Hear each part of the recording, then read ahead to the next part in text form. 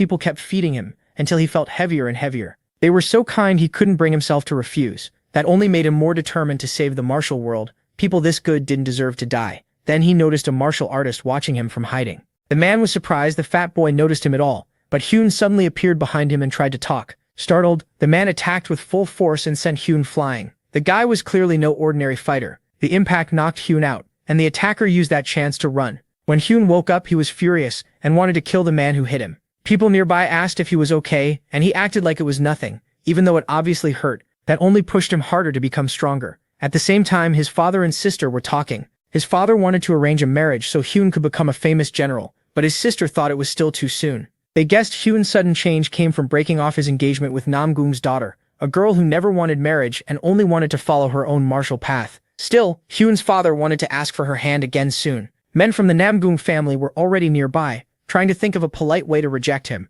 Meanwhile, Hyun went to the beggar's district to ask about the virgin ginseng, but searched for a long time and found nothing. Someone told him it had been over 20 years since beggars vanished from the area, ever since the patriarch built homes for them. Hyun also wanted information about the state treasure, but now he had no idea where the beggars had gone. At the same time, the Namgung lord was at the provincial office, looking into Hyun's records because of the marriage proposal. A beggar explained that Hyun was a special adopted son, so no business involving him could happen without permission from the central beggar office. They had marked Hyun as celestial rank because he was the patriarch's son. Since the other side was rich and powerful, Namgung immediately threw down a pile of coins and said he'd pay anything. It still wasn't enough because they couldn't break the beggar network's rules. Then he took out a ring, the emperor's seal. Anyone holding it would have the Namgung family's protection. It was worth more than money could measure. Right then, Hyun reached the beggar's headquarters, but the place looked too fancy to belong to beggars. One guard even called him fat and told him to leave because an important guest was inside. Hyun ignored him and tried to walk in, saying he was the patriarch's son.